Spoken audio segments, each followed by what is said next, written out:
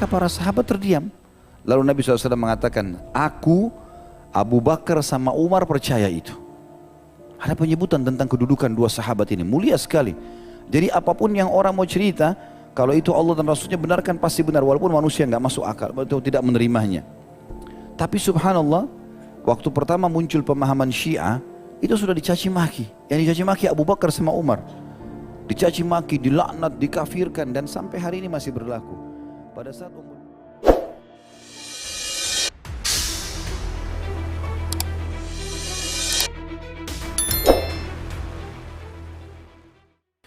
Jadi kita di sini teman-teman sekalian sedang berkumpul untuk mempelajari biografi orang yang terbaik. Dan setiap bulan kita lakukan ini teman-teman, bukan hanya sekedar berkumpul di masjid ini, tapi untuk mengambil pelajaran.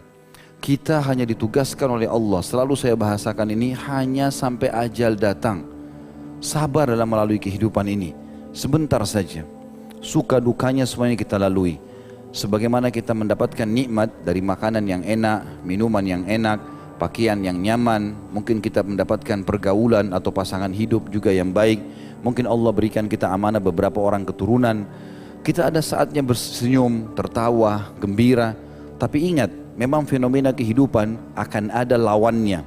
Ada saatnya kita sakit, ada saatnya kita lemah, ada saatnya kita difitnah, ada saatnya kita ditipu, ada saatnya, itu semuanya akan terjadi. Tidak ada orang melalui muka bumi ini semuanya mulus, tidak ada yang menghinanya, tidak ada yang mencaci maki, tidak ada yang memfitnah. Kalau orang cuma sekedar mau mulus saja semuanya, maka tidak akan mungkin bisa hidup di muka bumi ini. Karena di sini ada suka dukanya. Itu terjadi pada Allah Subhanahu wa taala sang pencipta, ada manusia, makhluk yang menghinanya. Sebagaimana kata Nabi SAW, tidak ada yang lebih sabar daripada Allah. Mereka mengatakan Allah punya anak sementara Allah masih memberikan kepadanya rezeki. Begitu juga dengan fitnah yang disebarkan kepada Nabi SAW.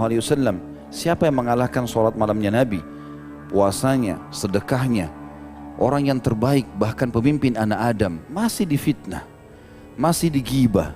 Orang-orang munafik hampir setiap hari mencari kesalahan Nabi SAW. Abu Bakar sama Umar, siapa yang meragukan dari ahli sunnah wal jamaah tentang kedudukan mereka? Bahkan kita menukir riwayat-riwayat tentang keutamaan dua manusia terbaik ini, dua-duanya mertua Nabi SAW. Bahkan para sahabat sendiri di zaman itu mengatakan, kami sudah biasa mendengar dan melihat Nabi SAW berjalan bersama Abu Bakar dan Umar. Selalu Abu Bakar sama Umar ini sudah melekat dengan Nabi SAW. Gitu kan? Sampai pernah ada seorang Arab Badui mengatakan bahwasanya, ya, atau dia mengembala domba, kemudian akhirnya ada dombanya dicuri oleh serigala.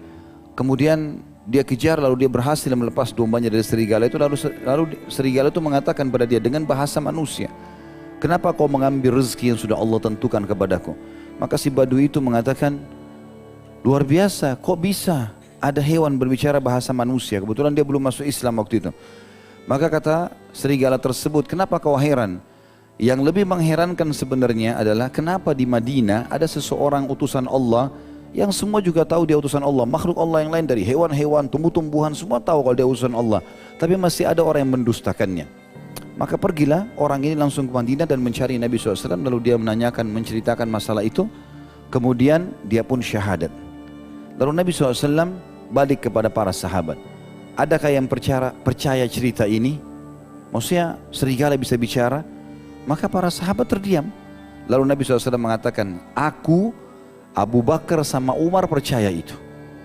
Ada penyebutan tentang kedudukan dua sahabat ini, mulia sekali.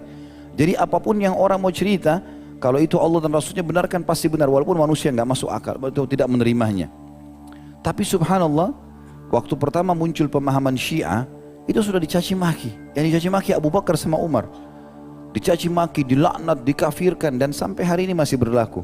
Pada saat Ummul Mukminin Aisyah radhiyallahu anha masih hidup, ya, maka yang terjadi saudaraku seiman, sudah tersebar informasi itu. Abu Bakar sama Umar, Abu Bakar sama dicaci maki.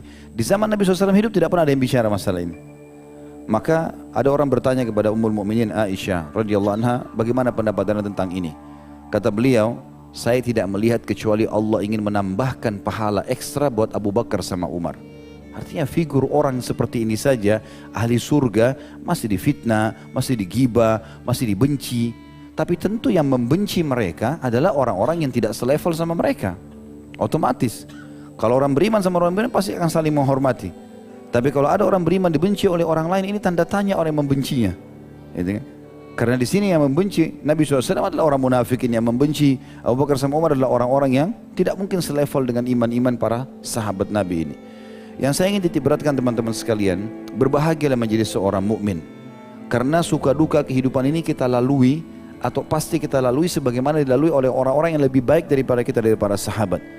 Jadi jangan pernah menghayal kita tidak akan melalui cobaan. Justru kalau iman kita makin tinggi, maka makin banyak cobaan yang datang. Bahkan seringkali cobaan datang dari orang-orang terdekat kita. Kadang-kadang dari istri, kadang-kadang dari anak, kadang-kadang dari mertua, kadang-kadang dari ipar, kadang-kadang dari sahabat, banyak bisa terjadi. Gitu. Terjadi semuanya itu. Nabi SAW dibenci dakwah beliau oleh Abu Lahab. Abu Lahab itu Abdul Iz, pamannya langsung, paman kandungnya. Gitu kan. Sampai Allah turunkan surah Lahab tentang masalah ini, atau surah Masad tentang masalah Abu Lahab ini. Dan ini cukup banyak fenomena-fenomena yang terjadi dalam kehidupan orang-orang yang telah mendahului kita. Apa yang saya jelaskan tadi teman-teman sekalian, itu adalah gambaran tentang bagaimana orang-orang yang lebih baik daripada kita melalui suka duka kehidupan. Jadi jangan sampai ada seseorang di antara kita berpikir, begitu dia sudah ikut pengajian, begitu dia sudah mulai mempelajari sunnah, lalu tidak ada cobaannya. Enggak, itu akan ada. Tapi contoh-contoh suri tauladan seperti mereka ini akan memberikan pelajaran yang baik buat kita. Sehingga kita mengikuti mereka dan kita tinggal istiqomah sampai meninggal saja.